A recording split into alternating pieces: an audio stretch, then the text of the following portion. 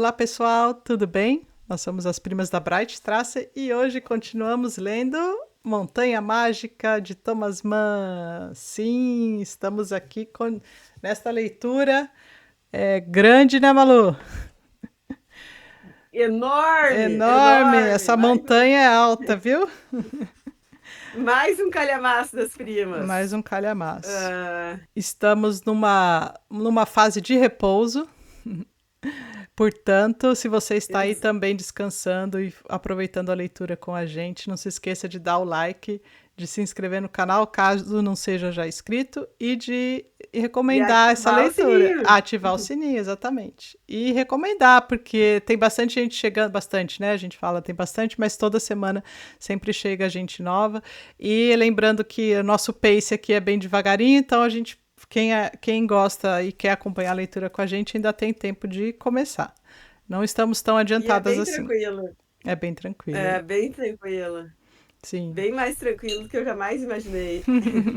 Quer dizer, gente, então, nós acabamos. O último capítulo que a gente tinha lido semana passada era. Ele tinha a nossa meta da semana passada. O nosso herói Hans Castor, ele descobriu que estava doente, né? Uhum, sim.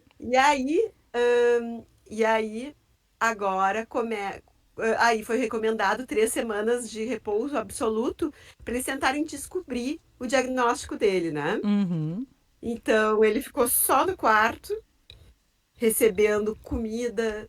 E assim, a comida de doente, esqueçam, nada a ver com nossas comidas de doente de hospital. Sim. Ele continuou recebendo aquelas refeições fantásticas no quarto, com aquelas coisinhas de prata em cima, assim, que abre, tipo restaurante chiquérrimo. Chiquérrimo, é. Ou seja, olha, melhor. Isso aí não é um sanatório, isso aí é um spa, um super hotel de luxo, né? Vamos Malu, combinar que a vida é muito boa. eu acho que isso dá indícios de que a maioria das pessoas que estão lá porque gostam do tratamento. Claro! É uma comida à vontade. Horário de relaxamento, horário de fazer um repouso. Horário para passear, para ir comprar as coisas na cidade. O que mais que É. você quer? É o sonho de todo leitor, pelo amor de Deus, assim, ó. Tu, Exatamente. tu- tu pode comer, assim, a primeira, assim, que eles, em vez de te receitarem uma dieta ruim de cumprir, não, uma dieta fantástica de cumprir. Ah, detalhe! Que ele fala nesse capítulo, que as refeições são preparadas pelos melhores chefes. Sim. Os melhores chefes da Suíça! Aí tu vai quando tu pode passear, é passear para fazer compras numa vila nos Alpes suíços, maravilhosa. Então, assim. E aí tu pode comer sem culpa, porque é prescrição médica, né? Exatamente. Tu pode descansar sem culpa, porque é prescrição médica. Isso aí. Por favor, né? Você E, acha que o Hans vai querer voltar para comer salsicha lá na Alemanha? Não vai, né? esquece, esquece. Ainda mais agora que ele tá apaixonado pela senhora Clória. Sim. E aí Senhora Xaxá. as coisas vão não nada acontece, né, nesse nosso nossa meta de hoje, que a gente vai comentar mais, existem já novas tretas aí. E o nosso amigo vai Novas ficando tretas. preocupado, É. né? O primeiro capítulo da meta de hoje, começamos na parte 5 ali, galera. Uhum. É sopa eterna e clareza repentina. Bom, a sopa eterna achei perfeito. Porque Sim, vai dizer quando a gente tá. Tem que fazer descanso pós-cirurgia. É sopa eterna, parece todos os dias comer sim. aquela sopa. Não foi bem assim, como nós já falamos, mas o título do capítulo tá fantástico, né? Uhum. É porque Aí, ele começa retomando a questão de que ele vai ter que ficar em repouso, ou seja, ele vai ter que ficar deitado praticamente, né, na cama todo esse tempo, até ele se recuperar das temperaturas, e daí ele novamente vai fazer aquela viagem, aquela reflexão sobre o tempo, como que o tempo passa, a percepção dele enquanto ele está de repouso. Então, essa aí uma das primeiras coisas que vem à mente dele ali quando ele está refletindo sobre isso, né? mas ele vai falando, o autor vai meio que quebra a quarta parede Uhum, e sim. fala, né? É. trazem a sopa até você na hora do almoço, assim como a trouxeram ontem e a trarão amanhã. E ao mesmo tempo, você se sente presa de uma sensação singular que vem não se sabe de onde nem porquê. Você se vê invadido por uma espécie de vertigem, enquanto a sopa se aproxima. Os tempos confundem-se, misturam-se no seu espírito, e o que se revela a você como verdadeira forma da existência é um presente sem extensão, no qual lhe trazem a sopa eternamente. Sim. Malu, Um presente sem extensão, no qual ele tá. Aí ele fala assim: ó, seria, entretanto, paradoxal falar de Faustil quando se trata de eternidade. exatamente. Olha só, não combinamos, hein? Mas eu marquei exatamente a mesma coisa que você. É na página É incrível! 214, esse 214, trecho tá que certo. a Malu leu aí para vocês. Nossa, Malu, estamos conectadas, hein? Total, total. E ele fala ainda, e queremos evitar qualquer paradoxo, sobretudo em companhia do nosso herói. Sim. Nosso herói Hans. É, Ai. eu E aí acho. fica ele acamado lá, semanas e semanas. Só recebe o Joaquim, o médico, no início, né? Uhum, sim. Mas sempre pergunta do Até Setembrini, né? Ele vive perguntando sem pro primo. perguntas. É, sim. Uhum, Sem perguntas do Setembrini, até que ele recebe a visita do Setembrini, né? uhum, sim. Que é o grande momento da vida dessas 3 semanas dele, né? É. Eu acho interessante que ele faz, logo aqui no começo, na página ainda 215, 216, ele vai fazer aquela reflexão de que ele lembra quando ele chegou lá para visitar o primo, ele estava com a certeza de que ele tinha uma saúde perfeita, né? E agora eu achei engraçado que ele conversando com o primo, ele fala que ele já via indícios de por que ele não poderia ter uma saúde assim tão boa, né? Que ele até fala Sim. que mas, por outro lado, a surpresa não é tão grande assim, pois nunca tive a impressão de gozar de saúde esplêndida. E quando penso nos meus pais, que morreram ambos muito jovens, de onde viria, afinal, o esplendor? Né? Então, aí lembra aquela questão que a gente vinha discutindo sobre como ele se achava, né? E eu Sim. achei muito legal isso. Ele retomar isso daí e agora não, ele já não tem mais tanta certeza que ele tinha antigamente, né? Quando ele chegou lá, Antigamente. aí ele falava, não, com certeza eu tenho uma saúde perfeita. Exato. E o médico, quando vai visitá-lo, diz para ele: Olha, eu falei aquilo de. Quando eu falei foi uma pura retórica, assim, eu não Sim. achei que você fosse doente. Mas o que eu quis dizer é que ninguém tem uma saúde perfeita, que assim, saúde perfeita é um conceito complicado, né? Uhum. Exatamente. Mas ele disse: eu não estava botando olho em ti. Uhum, sim. Então, aí ele passa, né, um grande tempo aqui e recebe a visita do doutor, né? Visitas frequentes, aí o doutor Krokovs, que vai passar frequentemente fazer as visitas para ele, porque agora ele é um paciente, ele não é simplesmente mais um visitante. E era uma das coisas que incomodava ele no começo, porque ele via que na hora da visita ele visitava o primo, né, no quarto ao lado e no outro quarto também, ele pulava o quarto dele e ele chegou a ficar incomodado, de certa forma, lá no começo, porque ele não era visitado, né? E agora ele tá aí, ele tem que informar a febre dele com frequência, porque ele faz parte do controle agora. Agora ele é mais um dos. Ele é mais um, é. Então, aí a gente É. tem aqui uma discussão, né? Ele pergunta sempre do Setembrini pro primo. O primo continua aparecendo lá várias vezes no quarto para conversar. Acho que não acontece muita Mas coisa, né? Enquanto eles É, estão. mas sempre respeitando, ele vai ele sempre respeita o horário do descanso dele também, Sim, né? Ele sim, diz, agora eu tenho que sair, porque agora é o horário do meu descanso. exatamente. Ele é O todo primo dele metódico, é aquela rigidez prussiana, assim, Sim, né? com certeza. Todo certinho.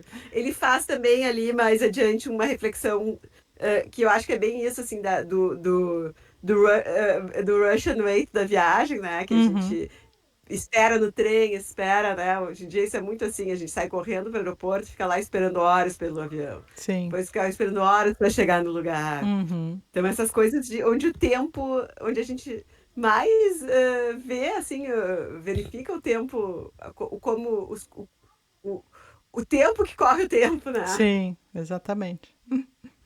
Ah. E, bom, eu marquei aqui no começo, Malu, no começo, eu marquei aqui quando o Setembrini vai fazer a visita para ele, que é já na página 224, né?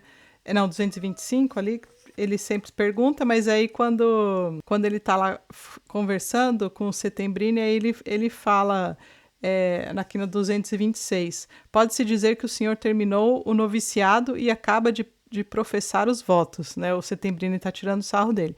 Minhas felicitações mais solenes. O senhor já fala de nossa sala de refeições. Né? Lembra que ele falava: ah, eu acho estranho vocês falarem aqui, aqui nós, não sei o que, de falar nosso, né? Aqui em cima, não sei o que, aqui em Sim. cima. E ele, no começo lá, eu lembro que até a gente comentou, ele falou assim que estranhou essa questão de se tratarem como pessoas diferentes ali, né? Como se fosse realmente uma comunidade de gente, pessoas diferentes. E aí ele falou, agora a nossa sala de refeições, ou seja, agora ele se sente incluído. Afinal de contas, ele é um doente. Agora ele tá com a sensação de pertencimento. Exatamente. Isso fez um. Vamos ver, né? Porque ele. É isso aí que eu acho que fala essa meta que a gente leu, né, Malu? Ele agora vai se sentir pertencente, né? Começar a pertencer ao lugar, Sim, né? mas aí ele vai notar que, ao se sentir assim, ele também não tem grande importância com relação a isso, né? Porque são as Ele é mais discussões. um. Ele é mais um só, né? Exatamente.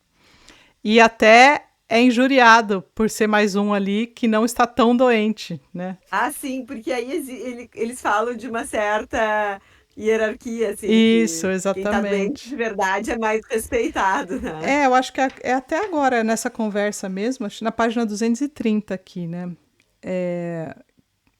Não, isso aqui na página 230 é que o Setembrini começa uma conversa com ele que eu achei interessantíssima, de falando assim, você é rico, né? O seu tio é rico e o senhor é rico também, são todos ricos na sua terra, né? E aí a página Ah, 230 é uma revisão dos Buddenbrook. Quem não leu, podem ler aham, aqui. exatamente. Ele vai explicar o porquê, né, que o dinheiro tem, não só o dinheiro, mas como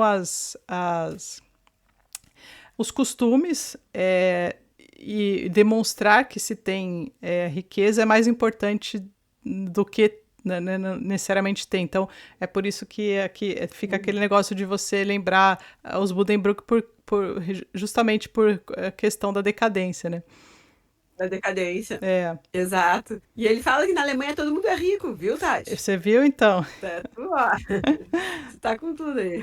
É a E Alemanha. uma coisa, a gente estava aproveitar o gancho aqui, que a gente estava falando lá no grupo sobre a questão do ufanismo do Setembrini. E eu concordo ali, uma das meninas botou aqui, para mostrar o ufanismo, a ingenuidade dele, mas ele tem, claro, ele tem esse ufanismo, ele tem essa ingenuidade, mas ele tem o porquê de ter isso, é justificado em vários aspectos.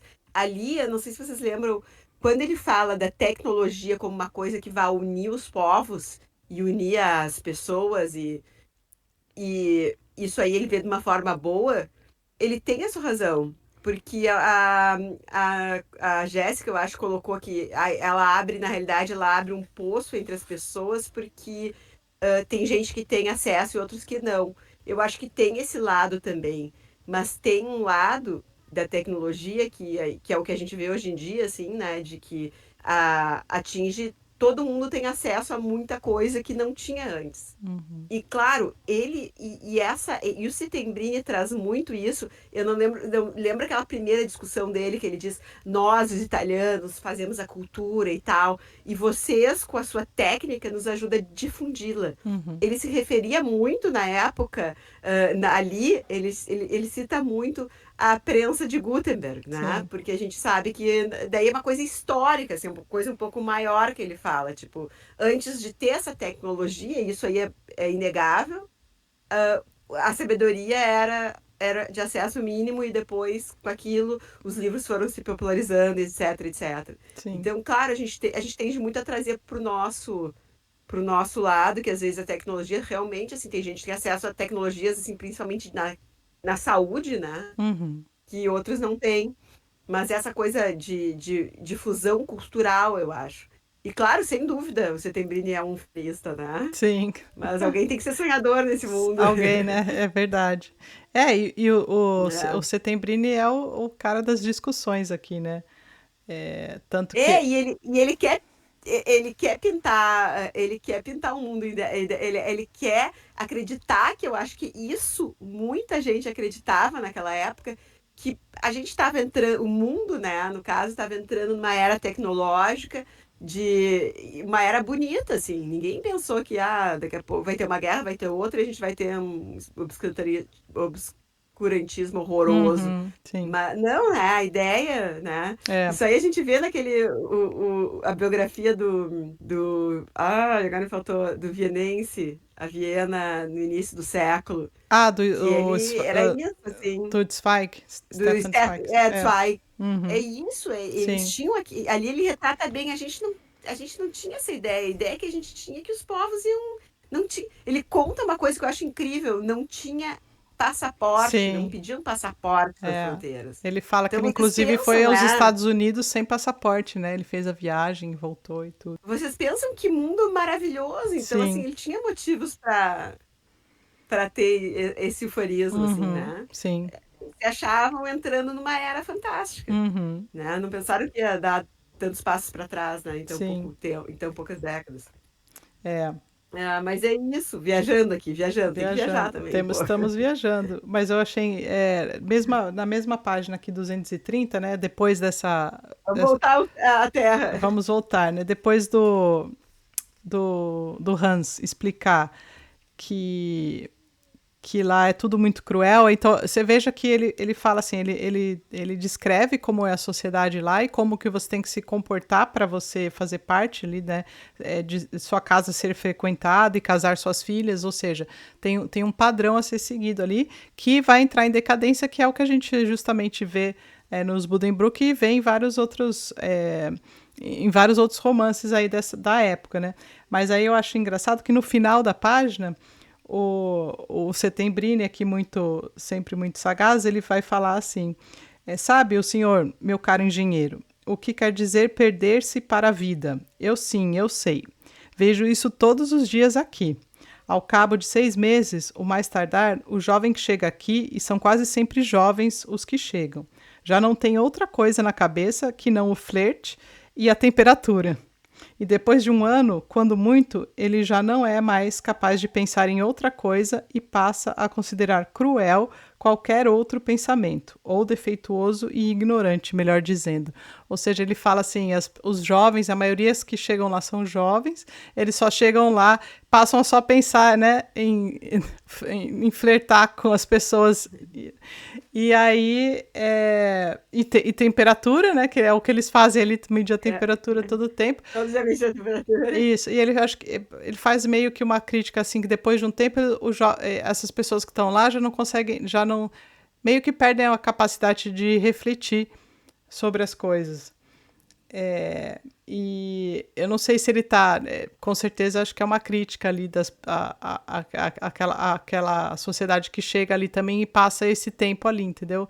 Porque a gente vê que ele é um cara que se destaca ali, né? O Settembrini. E eles entram nessa rotina e ficam anos, né, lá Uhum, dentro. Então, sim, eu acho que é isso, né? Que é tipo assim, a juventude que teria que estar lá fora fazendo, acontecendo, revolucionando, tá aqui sim. parada no tempo, assim, né? Porque ele tem aquela suspensão no tempo, fica ali. É. E aí as preocupações passam a ser bem. E Você depois, tem é muito sagaz, ele é né? muito, e depois ele faz na 232 aqui também uma referência à questão da morte, né? A morte como potência espiritual independente. E aí eu também achei muito bonita essa parte aqui na 232 que ele faz. Ele fala, Uhum. e depois essa questão da morte vai ser no próximo item aqui, subtítulo da nossa meta também vai voltar, né? No final a gente vai ver o Hans refletindo sobre a questão da própria morte. E eu acho que é isso que a gente tem, Malu, de conexão com a nossa também, né? Além do tempo, a questão do tempo finito, né, que é o que a gente vê nos sonetos ali do Shakespeare, que a gente está fazendo também as leituras e traduções. Para quem não conhece, vai lá ver. Todo sábado tem alguma apagação de mico das primas, traduzindo um soneto de Todo Shakespeare. sábado. E temos sempre esse tema do tempo e da... Sempre não, mas até agora a gente teve. Do tempo e a questão da morte ou a morte como uma devoradora da vida, né, Malu? Que deteriora... Exato. Ele fala aqui, ó, o contato prematuro e repetido com a morte produz uma disposição fundamental da alma que torna o indivíduo suscetível e atento às durezas e cruezas da vida mundana, maquinal, ou digamos, ao seu cinismo, né? Ao cinismo da vida, né? Essa proximidade da morte deixa eles mais. Mas na realidade, ali, o que acontece?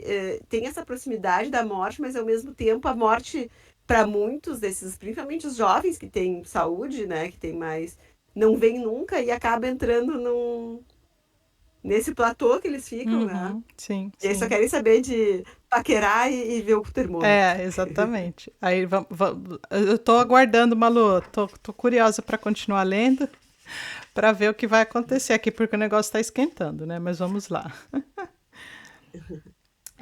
O que eu acho engraçado é que sempre retoma, assim, né? Eu não sei se isso é uma questão de que cansa, mas o Hans aqui tem essas discussões com o Settembrini, né? Que a gente pegou algumas partes aqui para falar. E depois ele vai e retoma os assuntos com o primo. Né? Na página 234 tem aqui, Exato. né? Que ele fala... ficando a sós com o primo, né? O Hans não conteve um suspiro. Aí ele vai comentar, né? Ele fala assim: um pedagogo humanista, não há como negar. A cada instante me corrige, ora por meio de historietas, ora de forma abstrata. E a conversa com ele leva a tantos assuntos diferentes. Eu jamais imaginaria que se pudesse falar sobre eles, nem sequer entendê-los. E se o tivesse encontrado lá embaixo, na planície, por certo, eu não os teria entendido, acrescentou, né? Eu achei interessante isso Sim, tipo, daí. aqui ele tem tempo de refletir, né? Exatamente. E é sempre assim, né? Bem interessante, né, isso, Tati, que tu falou, né? Porque ele fala com o Settembrini, eles falam, ouvem, né, o Settembrini, e depois tem os dois refletindo sobre aquelas questões que o Settembrini Sim, colocou e sobre a conversa com o Settembrini, né? é. São super admirador, ele é super admirador do Ele Settembrini. acho legal isso, assim, dele retomar, né, com o primo ali. Demonstra que eles estão considerando. Eles não, né? Mas no mínimo o Hans considera o Settembrini como um grande mestre, talvez. Exato, exato. E aí, depois de 3 semanas, ele ganha direito a voltar para a sala. Sim,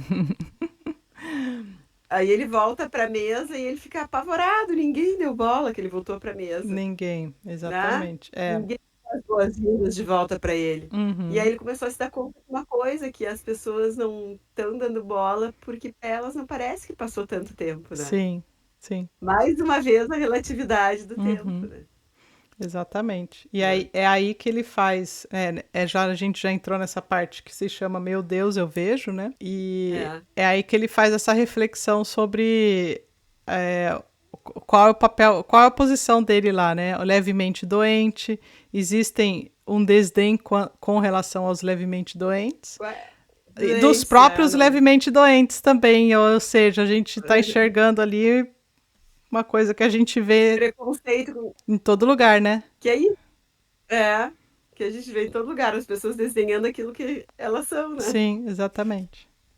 Pois é. E ele tá lá. E aí acontece um dos grandes momentos, né? Uhum, Ele é chamado, faz parte do diagnóstico dele, sim.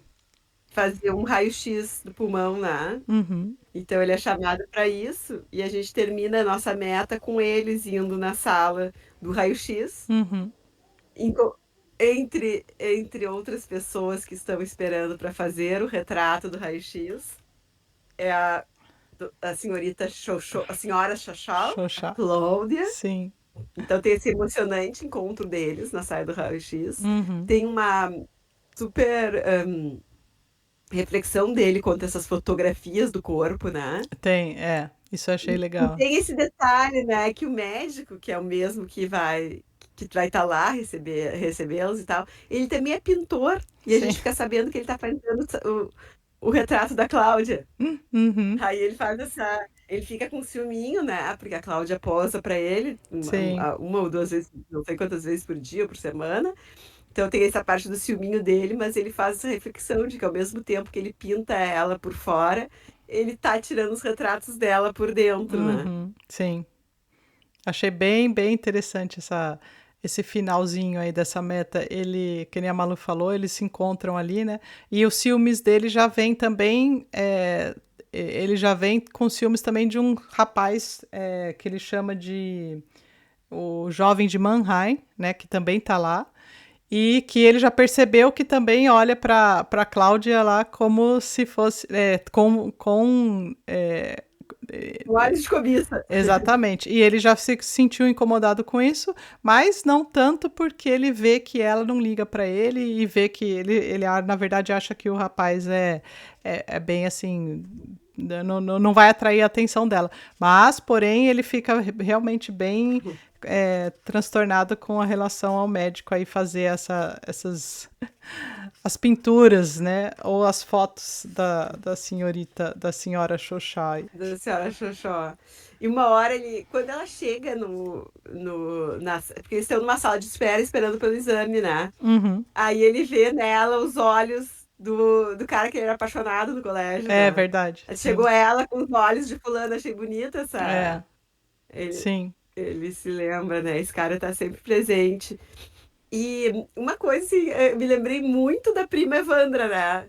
Que adora, tem um gato que se chama Hans Castor, Sim. adora esse livro. E é radiologista, né? Ela deve Sim. ter. Porque é uma tecnologia. Claro que é uma tecnologia bem antiga. Hoje em dia, os exames de imagem são fantásticos, né? Uhum. Mas é isso aí, né? Tu saber interpretar esses desenhos de imagens, né? Sim. Sim, é uma arte, né? Com certeza. É uma arte. É uma Sim. arte. E só lembrando que quando ela entra ali na sala de espera, né, que eles estão ali esperando para fazer o raio-x, tem um certo atraso e ela se sente incomodada que existe esse atraso dela encontrar outras pessoas na sala de espera. É, tem um negócio assim meio desconfortável por parte de todos ali. E o Joaquim tá lá fingindo que tá lendo uma revista e ela para fazer a pergunta do que tá acontecendo, tudo ela se direciona ao primo, ao Joaquim e não ao Hans, né?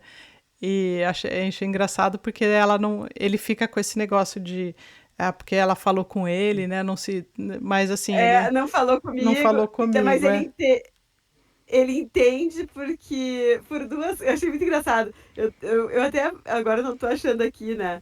Mas ele falou assim, duas coisas, assim, porque ele é mais antigo lá, e porque com ele não tem tipo assim, uma tensão sexual como tem comigo, Sim, sabe? Eu entendo exatamente. que ela se direcionava a É, ele, porque é. ele é o mais antigo, e porque comigo tem este fogo, e eu fico pensando, será que isso aí existe ou é tudo da imaginação dele, Sim, né? Ele exato. fala, né? Fala. Mas é uma figura esse nosso Hans, né? Ele criou já toda a questão na cabeça dele, né? Exato, já criou na cabeça dele, ele tem um super climão entre os dois, assim, É, tem uma super fogo da paixão entre os sim. dois.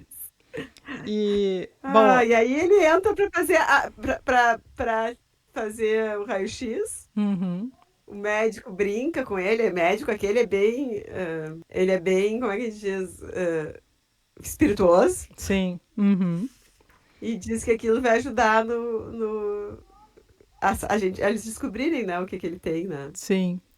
E eu achei interessante que daí, Malu, ele deixa o Hans observar a mão dele, né? No raio-x ali.